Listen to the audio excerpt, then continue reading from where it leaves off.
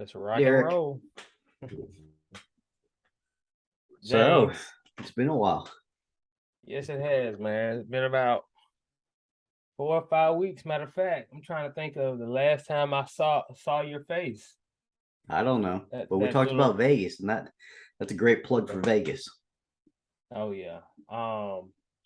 Yeah. So Vegas was beginning of July.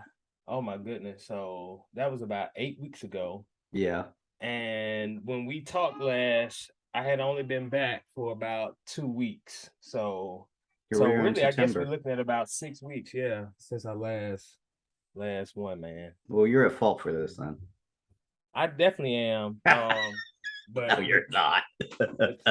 you are a little too Yeah, yeah. for being under the weather. Well, she has many names, this virus. Yeah, Some call her the Sharona, some call her Corona, some call her the Vid. yeah, She's also known as the coronavirus. So yeah, she's also yeah. known as the China virus. So, but nonetheless, yeah, I survived. For me, it was like it I don't know if I've ever really had the flu. Mhm. But it was flu like. It was like a cold. I mean, I don't normally get achy. I had a fever and runny nose, all that kind of stuff. But at the end of the day, you know, Right. Hey, I'm here. James. Right, man. Real quick, my daughter, she's been just speaking. Hey, hey, hey. I'm like, hey, shh. So please tell her hello. Hold on. Hey, Can you hey, say he's saying hey? You can't hear Ava. hey, hey, Ava. Way better. Then she'll know you're saying hey. Okay, there we go.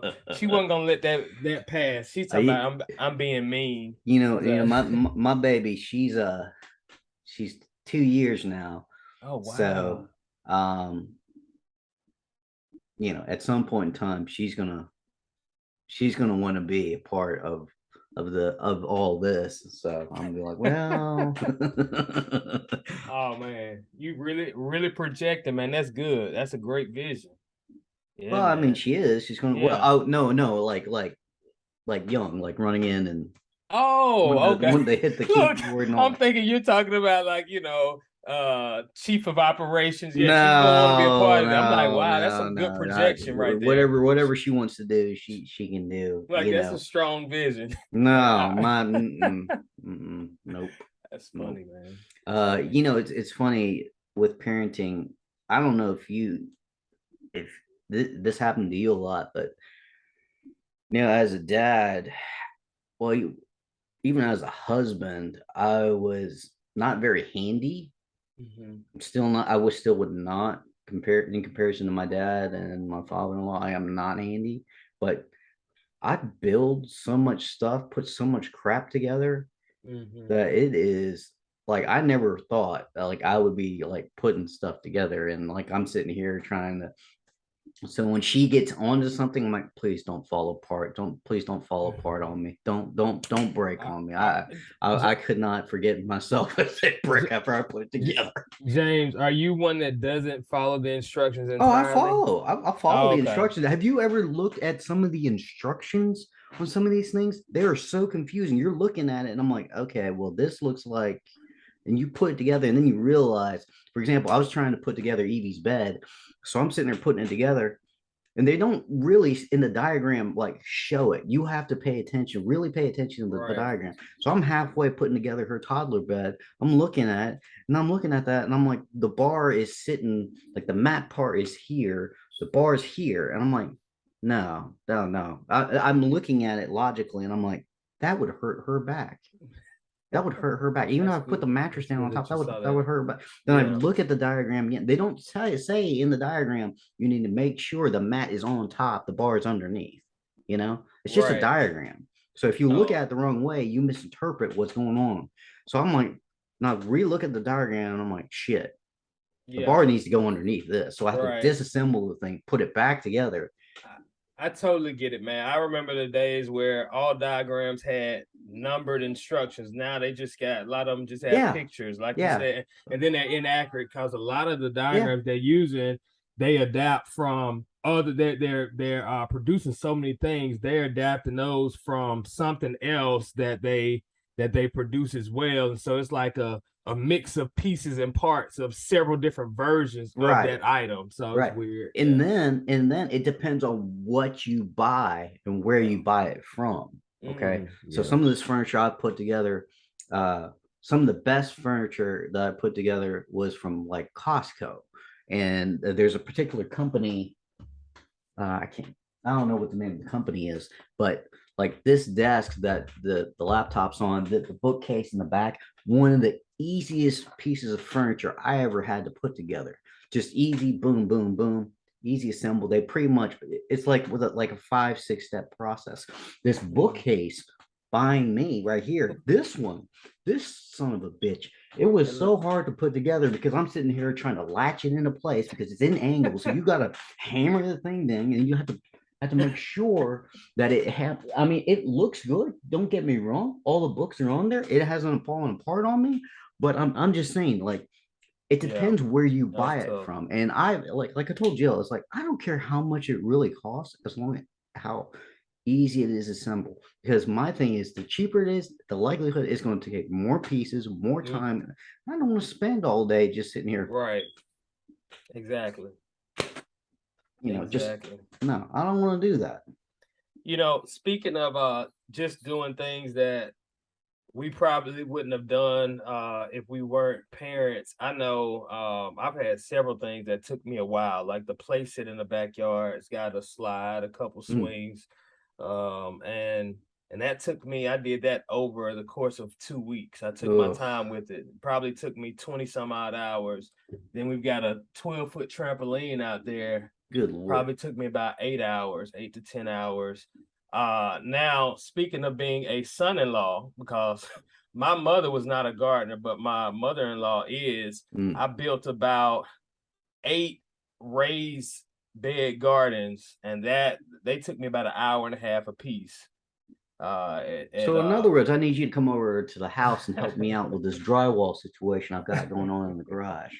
So did I tell you this story? Okay, so we have a riding lawnmower for our yard. Okay, so there was a paint can. So I thought it would be a good idea to put the paint can in front of the wall as a buffer to let me know when I'm getting too close to the wall. The problem with that thought process is, if you do bump it, there's so much force that it put a hole in the drywall. So fortunately, my father-in-law, showed me what I needed to do and all that. But here's the thing, bro. I've never owned a home. I've never worked on drywall. I don't know what the hell I'm doing. So, this project, I've procrastinated on it, and it's not quite done, but it has to be done this weekend. So, oh wow, yeah. And what is it? One more time? Like, I'll put a hole in the drywall. Okay. So I have to basically, the hole's already been filled. Okay. But what I did was I put some spackling, right? And I don't know if I'm done or not because I don't know what I'm doing. Right. But apparently we just bought an upright utility freezer, upright freezer. So we're gonna have to have an outlet put right where that hole was. Okay. So everything's filled in, but the project is not done. Right. It's gotta be done. Yeah. It's gotta be done. So it's interesting. It reminds me of when I was probably about 10 years old. I had a bunk bed and I was on my back one night, and the ceilings in my room were really low. Like if I was a tall kid, I would probably have had trouble getting. So your brother was in the room with you? I don't know if he was. Yeah, he may have been asleep in the lower bunk, but I was on my back, and because my ceiling was so low, I had my feet on the ceiling. I usually like to kind of just push a little bit just for fun, because I was one. I used to like to always put my legs on the walls, things like that. But anyway, so I was just pushing, and I pushed this huge hole. I mean, is this big? I'm just pushing this. I put this huge hole in the ceiling, and you can imagine, my chagrin when that happened. I'm like, oh my gosh, I'm be in trouble. So I called my mom, and she's like, how did that happen? She's not mad, but like my dad, for some reason, he was always one to take every like small thing to the extreme. Like it'd be like, so he walks in like, son, what were you thinking? Why would you do something like that? I'm like, it was, and my mom's like, Nathan, it was, it was a mistake. He's like, yeah, don't do, whatever. But yeah, that was one time we had to get that repaired. But anyway, yeah, it's just funny. I know it's a little tangent, but thinking about my dad, he always like He the blew things it that I up. felt were so simple. Yeah, He like blew it out of he proportion. blew. I mean, My dad did the everything. same thing. I wonder if it's because so I think my dad would blow things out of proportion in some part because he growing up he had a little bit of a rough childhood, but also Hmm. the other side of it, I can see as a father and as a husband, you got all this work stress going on, Yeah, and you come home and then your wife's getting on top of you about something that you didn't do. You know what I'm saying? And yeah, then he's just a powder keg of like just he needs to let the frustration out somewhere yeah, somehow. So why not just blow it up on this like stupid little thing that could get fixed very yeah. easily? And it's so funny because he's like the calmest person when it comes to even like little things that like little mistakes. Mm. Okay, baby. Go night night. Little mistakes that he made. Like for instance, I remember he was pulling out of the garage one time, and he pulled out at a bad angle and just knocked his mirror off, his little mirror. And I just thought, oh my I, gosh, he's gonna be so mad. But he really he did it. Now, did he yeah, do he it? did it. He did it. Okay, that's the Yeah. point. He just kind That's of if you notice, that's you notice the difference. yeah, If you had done exactly. it, he probably would have lost his mind. But when he Right, right, did it, right. yeah, Yeah, and that's what I'm saying. Yeah. Good night, Ava. Yeah, he was really calm with things like that. I remember when I was about 12, I was cutting the grass. He was out there showing me something, and I was frustrated. And I think a stick or something, some kind of debris ooh, kicked up and hit my leg and it hurt real bad. And I think I said the S word or whatever. Boy, I didn't think I hit the last that. What you say? What I mean, keep in mind this is mm-hmm, just a like a mm-hmm. natural response. I guess he had never heard me cut and just it was just like one of those Interesting, things, like, yeah, yeah, like, interesting. don't you ever say that again. Like, really? Really? Yeah, so it was things like that. But Being a parent and parents are funny. yeah, they are. They are. Yeah, But because yeah, man. Jill, for the most part, she's the one that she kind of strongly disciplined Dee. Like Hmm. she has no problem with like disciplining her, spanking her, verbally correcting her and all that stuff. And I'll do it. I'll do it, but I just kind of I guess it's because she's my baby girl. I don't, you know, Yeah. I don't like doing it, but I will. I mean, I don't contradict her correction because she's right when she's correcting her, right? Right.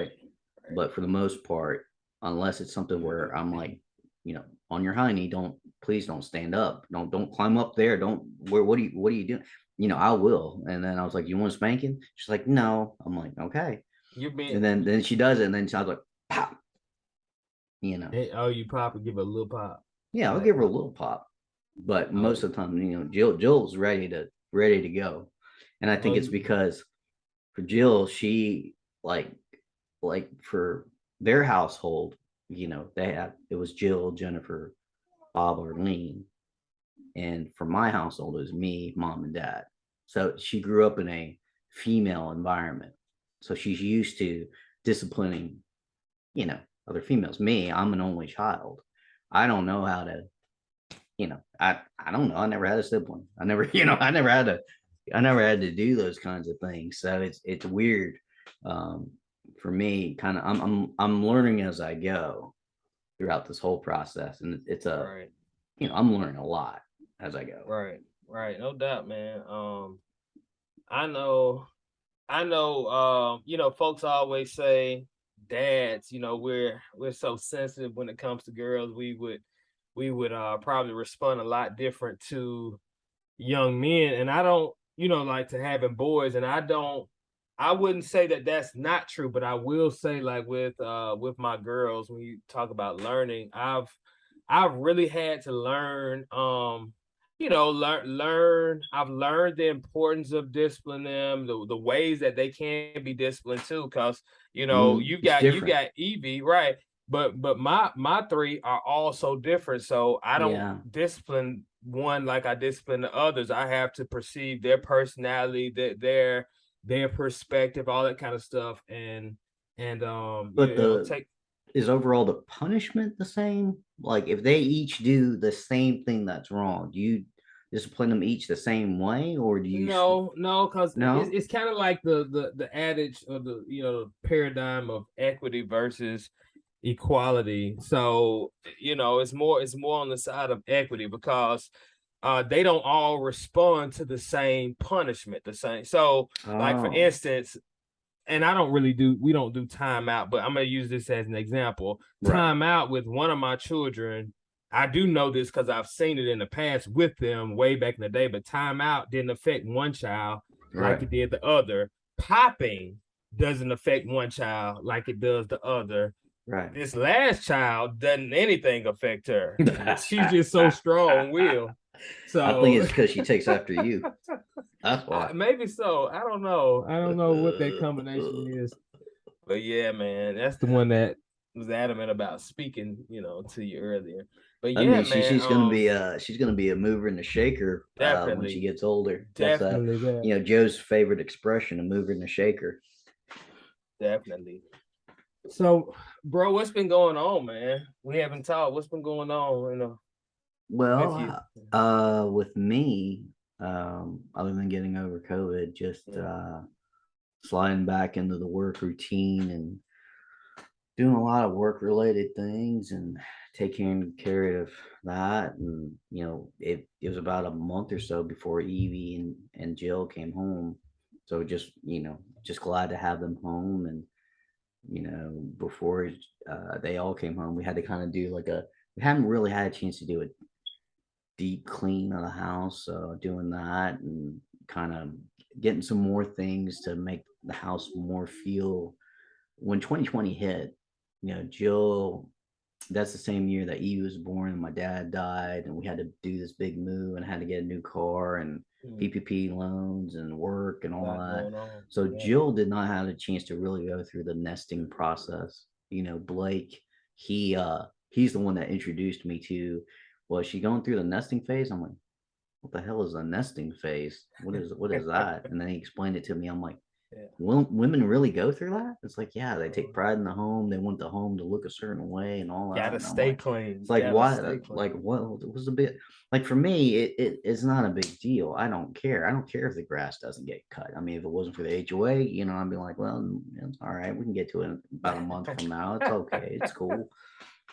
Because If I was your neighbors, I'd just be so mad. yeah, you'd be mad at So me. mad It's at like you. that. I don't know what's wrong with that Hawk family. They just don't like to cut the grass or anything, and be like, "Hey, what's going on?"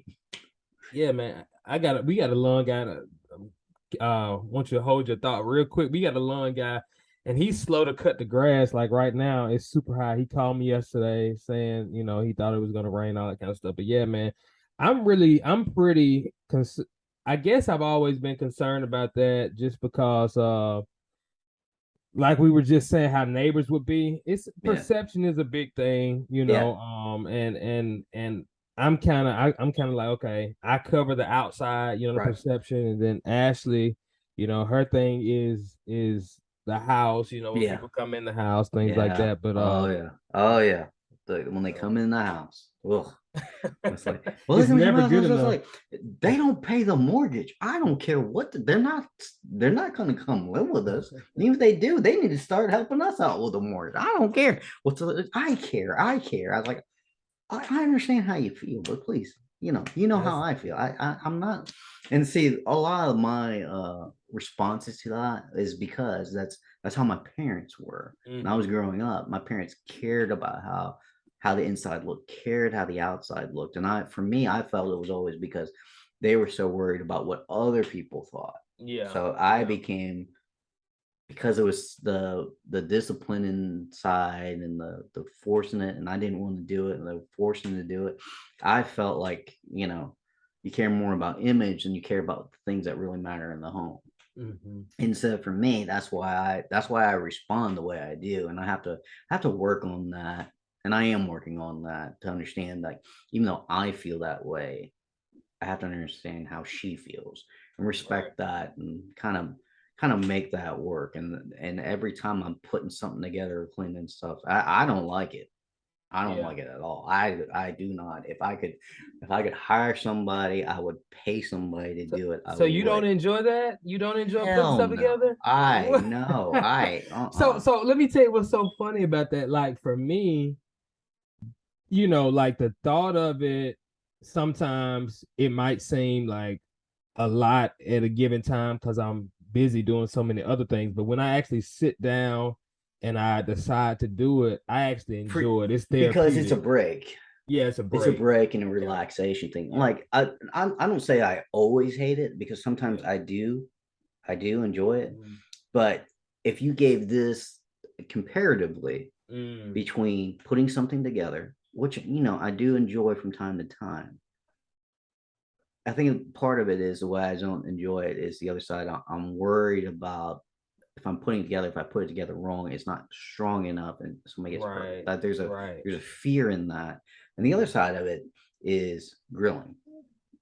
You give me grilling, Come you on, know, man. That's not even a fair comparison. it's not a fair comparison, but it's an activity. There's a preparation, putting something together type of thing. But I you, I you know, enjoy that versus that. the irony is, but you know what? That's a great comparison that I think about, because the irony is I think I would enjoy putting things together more than I do grilling, because Mm-hmm. grilling's not necessarily a thing I gravitate to. Although I do enjoy it sometimes when I'm doing it, but I don't necessarily enjoy the prep and all that, the things Yeah. that you probably embrace.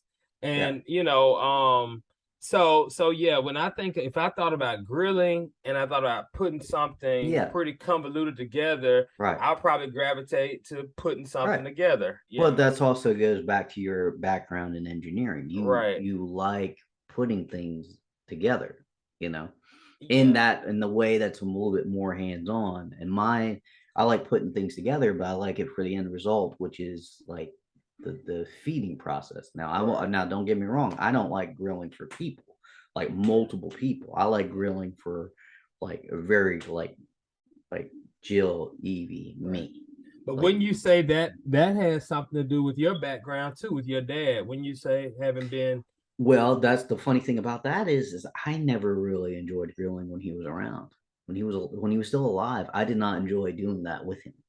It was only after he passed away, and when I started sitting on the back porch and started grilling on my own, that I started enjoying it. He wanted to kind of teach me all these different things that he knew how to do, and I just like, man, I could well, take it or leave it. well, I think this is a great point, because I think what we're seeing is how our influences are stored in our subconscious. Because as you Yes, know, I didn't enjoy engineering when I was going through the program. yes, And yes, even after graduating, excuse me, after graduating, I didn't want to work in engineering. But now, right, 15 years later, and I would say the last 10 to 15 years, I've gravitated more to engineering, to the right, concepts, to kind of enjoy. And I right. still, if you ask me, I would pick broadcast journalism, Mm-hmm. acting, those kind Mm-hmm. of things over engineering. But I You do you do find have an enjoyment in it. value and enjoyment, Yeah. yes. In Well, it's kind of like me, my career path, the way it was supposed to go was I was supposed to be in information technology. I was supposed to follow my dad's, path. He was a, computer programmer, project manager, and being an Asian guy, me being in IT is kind of like, you know, it yeah, kind of like, that doesn't surprise me. You're in yeah. IT, but it just never worked out that way. When I got out of college, I didn't have a job. I had student loans, I had some debt. I need to go to work right away. So my first job coming out of college was working at the Disney store because I worked at Disney World.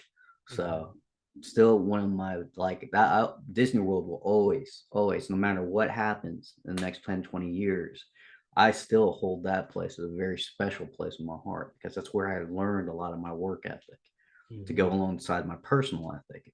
And so, I was working that as a night shift, a second shift on that. And during the day, I was working in a restaurant, Lex Railroad. And Oh, so by accident, Lec asked me to go get a change order. I walk into the South Trust Bank, which is right next door to it, get a change order. The branch manager asked me, "Hey, you ever thought about working in banking?" I'm like, "No."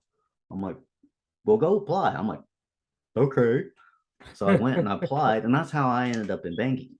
My career path was going to be IT because I would go wow. work with my dad, follow underneath him. He'd be a project manager. I'd be working all that stuff. But my first year of college, freshman year of college, I took like C plus plus, whatever. And I was like, this ain't for me. This is terrible. Bro, I took it and I was totally unenthused about C plus plus. Everything I did was last minute. Yeah. Yeah. Just it, and I didn't take anything really Yeah. from the. I'm sure I did. As far as a foundation for programming, and I've done some since then. But it at that juncture of my life, that did not connect to anything Right. of real value for me. Right.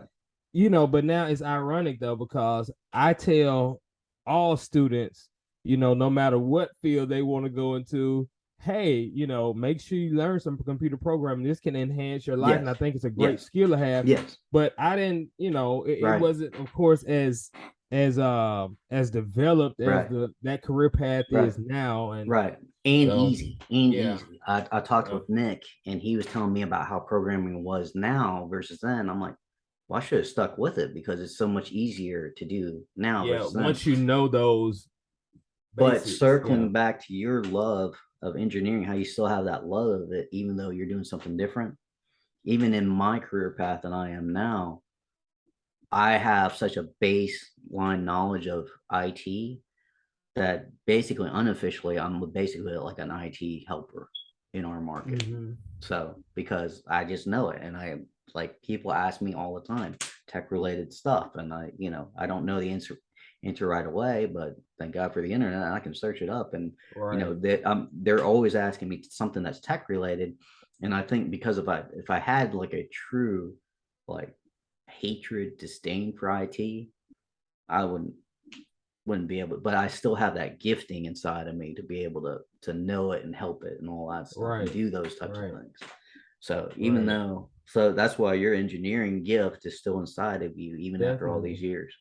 Definitely. I mean, that problem solving aspect, the rigor of the just the curriculum, the program is what has stuck with me, because no matter what I do, no matter what the endeavor is, that ability to develop processes, to connect the dots, that's just it's a gift. it's It's a innate. skill. Yeah, it's there, man. It's a true gift and skill, and that's problem solving. If you look at some of the most wealthiest people in the world, they look to solve a problem that was bigger than themselves, much bigger than themselves. And then when they coupled it with their imagination, I believe that a lot of them, from a vision aspect, they started asking the question, well, how can we solve this problem for the world?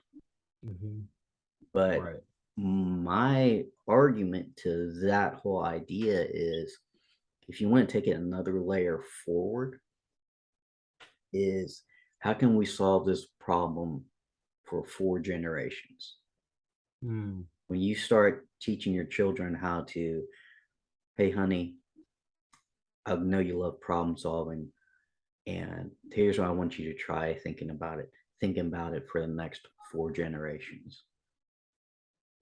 Yeah, and you know what I like to intermingle with that thought process is I like to think of it like this: if this was a perfect world, if this was still paradise and man had not fallen, then we wouldn't have these issues. So I like to think that there's just always a certain level of humility that we need to keep when we even how we see ourselves as problem solvers. It's like, okay, it's to the ultimate end of, and you brought it up before when you used to say, the means has to be the end has to be Christ, like it really helping people find, just find truth. And if Jesus is what we're supposed to, is how we're reconciled to God, then ultimately in all these solutions and things, when we keep this level of humility, because we know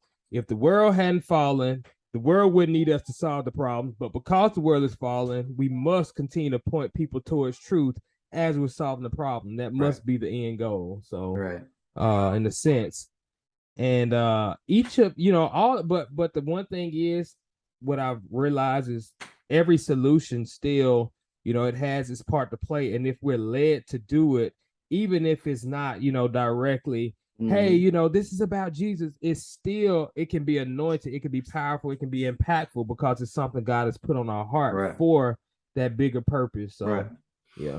And kind of piggybacking off of that thought, I was listening to a worship song last Sunday in church, and I wish at the time I had kind of written out, further expanded upon the idea that was forming. But one of the lyrics was the goodness of God. And in spite of every short failing of my life, every mistake, every bad deed, every everything that I can think of currently in the past, I'm still here. I have this good life, very good life. And I can only attribute that to him, at the end of the day. That's the only thing I can attribute that to. And one thing my therapist told me, I thought was really interesting, because as you know, my website is called Pursuit of Excellence. And so he made a distinction between, he used an expression talking about excellence versus perfection. So I always thought those were they were the same thing. So I was like, well, can you clarify that? What's the difference between excellence and perfection? And he said, excellence is actually being really good, really excellent, but still having flaws. Okay. So we pursue excellence, but perfection has no flaws whatsoever. So we can always chase after excellence. Okay. But to achieve actual perfection, well, that's not going to be in this lifetime, because there's going to always be flaws. If you look at humanity and human nature, it's a tragedy for all the violence and the degradation and the twisting of thought process, all these bad things. And we're chasing excellence. We're chasing, something better than ourselves. But we won't actually achieve perfection itself until we're no longer here in this life, or he's come back. That's the way I look at it. So, that's how I see it. Right. And in the word, it talks about a spirit of excellence a lot. The most notable folks in the Bible, David and some others, they had a spirit. Daniel had a spirit of excellence about what they did. And that's the culture of our church, is a spirit, having a spirit of excellence. That's part of being a part of a dream team, or leading a small group, is having that spirit of excellence, which means I think that's actually a very good representation of humanity. That's we're pursuing goodness. We're trying to get to be holy. We're not trying to, we understand that we're not there. We can't be perfect and get it right 100% of the time. So I think that's amazing that the Bible would say a spirit of excellence, not a spirit of perfection, but a spirit of excellence, meaning you're still trying to move to that way. And I think I saw a Facebook post or something like that, where, talking about the church as the bride of Christ, and that, people would want to denigrate the church and spit on the church and all that, and throw disparaging things against the church, which, the church has its past, its sins and everything. But you got to keep in mind, it's still a bride, meaning there's a husband. And we as husbands know Right. you can talk to me any way you want to, but Yeah. you start talking to my bride like that, we're Exactly. gonna have some words. We're gonna have a Last words. discussion. Right. More than likely, it's gonna be a very physical discussion.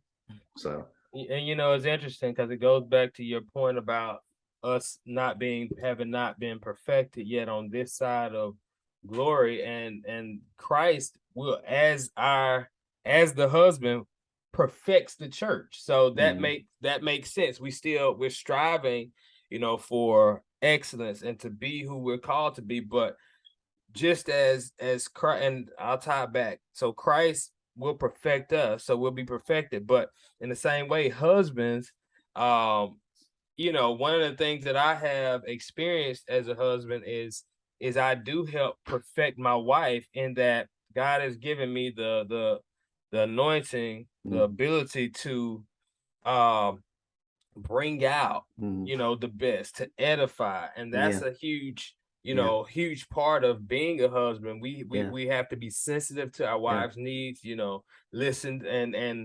and really bring out the things that God has placed in them. And I think, like, I've had conversations with folks in the past, and some of them are, husbands. And I think in this society, we can tend to miss our role. And sometimes sometimes we'll see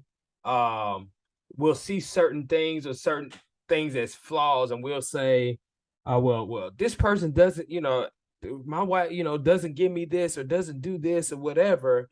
But the truth is, as the husband, that we have the ability, but it takes a lot of patience, it takes prayer, all these things, to bring out the best, and to develop our wives, and to help our wives. I say help our wives develop into who they're supposed to be for us, and just who they're supposed to be.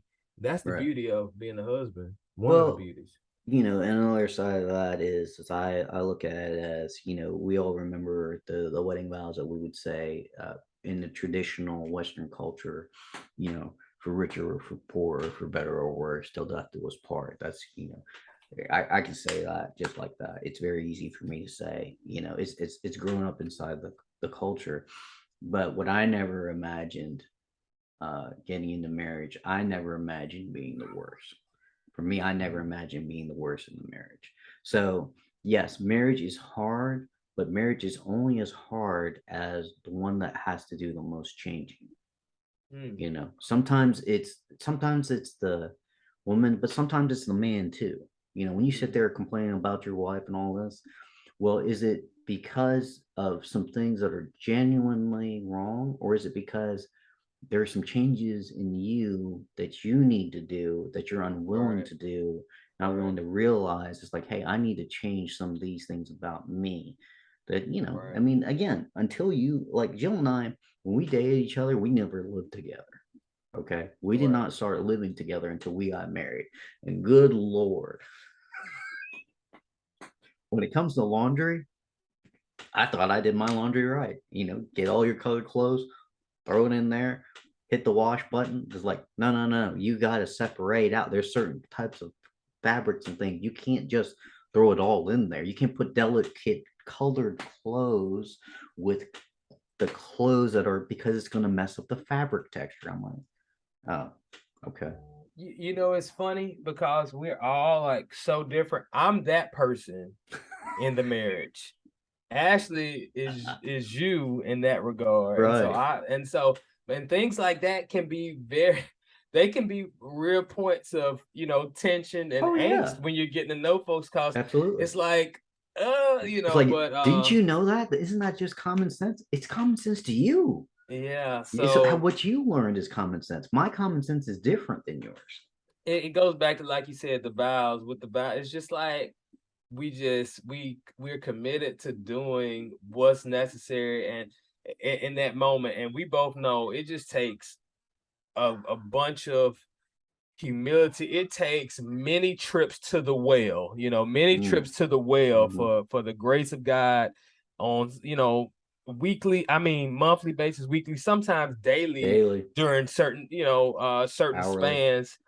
by the second, You by know, the these minute. trips, but it's that commitment, it's that choice in our heart. That's the beauty of marriage and that union. It's a constant, a Growth. continual choice, right, to grow and to continue to, grow together Mm-hmm. and to do it for a greater good. Remember, you were Right. talking about earlier, we started this whole thing. This is a great landing point, but you started off talking about successful folks doing things, solving problems bigger than themselves. And with marriage, that's what we're doing. We Mm-hmm. constantly Yeah. are getting better, doing Yeah. something, working towards something bigger than Yeah. ourselves. Well, I mean, this is an argument. This is a thought that the Lord gave to me, and I, I haven't used it recently. I actually use it quite a lot. You're always growing. You're either growing together or you're growing apart, but you're always growing. Right. And it's Right. it's the awareness of knowing which way you're growing and making the choice. Do you want to keep growing together or do you want to grow apart? And that kind of is what happens in marriage sometimes. You see these couples that have been married for 10, 20, 30 years. Suddenly they become empty nesters and they get divorced. And the question is, well, what happened? Well, what happened was they stopped growing together. They Mhm. got so focused on their job, their house, their work, raising the kids, and all that, but they forgot that the most key piece of marriage is growing, and that growing is a choice between growing together or growing apart. It's not hard to grow apart. It's not No. hard at all, but it takes a lot of work. It's a lot of farming, a lot of sun, a lot of watering, a lot of fertilizer, a lot of tilling the land to grow together. and it's and there's days where you don't feel like doing it, and that's Right. okay, because you can't demonize that thought process if it happens every now and then. Right. Okay, Right. because the reason why you don't feel like doing it is because what does the ground need every now and then? It needs to be able to rest. You can't sit there and water the land for so long because you flood the crops. You Right. have to let the ground rest. And so there are So going to be true. moments where it's okay to be frustrated about the situation. But you got to remind yourself, why did I get married? Why am I married? Is it because I wanted to be married because I want to feel a stereotype? Or is it because I genuinely love this person? If I genuinely love this person, then of course she's going to be frustrating, because maybe there's something about inside of me that needs to change. Or maybe because she is genuinely frustrated. But you can't turn your feelings off. We all have feelings. That's why God made humans. He didn't need another robot saying, "Yes, sir, that's great. Praise you. That's good. This sounds Mhm. great. Yeah, you're doing a great job." He Mhm. wanted beings that genuinely feel how they Right. feel. Right. And I think in my mind, if you look back as when the third of heaven fell, well, why did they fall? What there's something that caused that. They wanted to elevate themselves higher than him. Well, why? What caused that? You know? What where was this disconnect? You Right. think about it. I mean, this is way before any of us ever existed. And yet he goes on to next create man.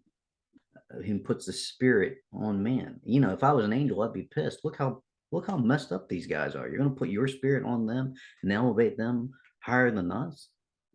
You know, that's I would be pretty upset about that. But at the end of the day, that's what he chose. He knew what he was doing. Yeah. So ultimately, we have to make a choice of, do we want to grow together or we want to grow apart in marriage?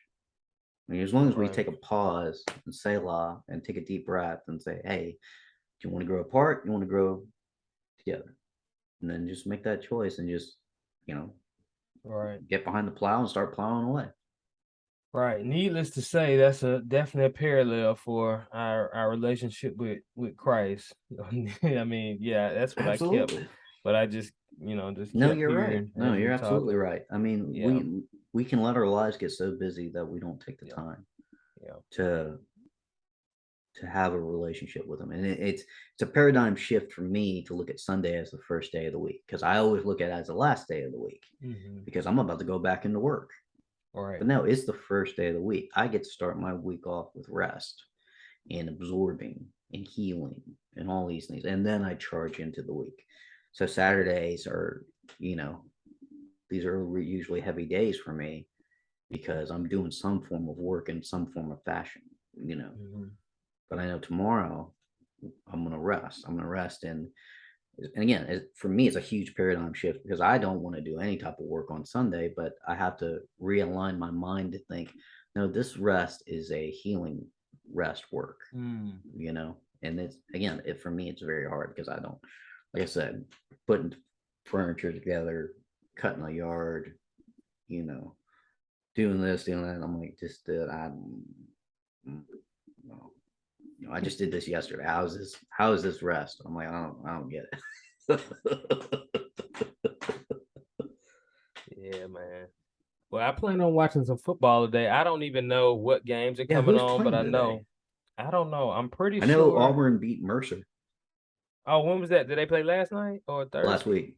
Oh, last week. Okay. Yeah, So both Auburn and Alabama played small schools last week. last So week. I would Last week. imagine then they do not have a bye this week. If they played small schools I last would week, hope not. I would hope probably not. play somebody pretty big this week. So what are you thinking? You thinking Auburn's going to do the good this year? I'm thinking I'm honestly glad that Bo Nix went to Oregon. Man, he just was not working. And did you see the game Oregon No, he played no. it? Man, they got beat. They got beat so bad last week with him as quarterback. I'm like, he's up to the same old stuff. I don't Short know, throws, man. two I, long passes, just not see, executing. you know, I'm not a football guy. It was only when I was roommates with Leo, Wade, and Billy Bob that I was a football guy. Even then, I wasn't that good. I understand like formation snaps. We played NCAA football and all that kind of stuff, but I would not definitely not consider myself a football guy. Hey, Ava. Hi. A cheeseburger and a room. You saw a cheeseburger? Yeah. Okay. My baby Alright, loves bro. cheeseburgers. Mine do too. My daughters do too. All right, bro. So I guess this is a great time. Great time for us to go in for Hold a on. This is landing. like our theme. Like whenever we do an episode together, it's Yeah, man. You don't know what it is. that's What? right. You don't know what it is. Don't know who he is? No, what it is. I don't. Okay. I got these headphones on, so I can't really hear you that well. Well, James, that's why if you notice, like I keep one of my headphones to the side Yeah. so I can hear. All right, bro. They tried, but they've been patient. I love All you, right, bro. man. Love you too, man. All Have a right. great day. All right, bye. Bye.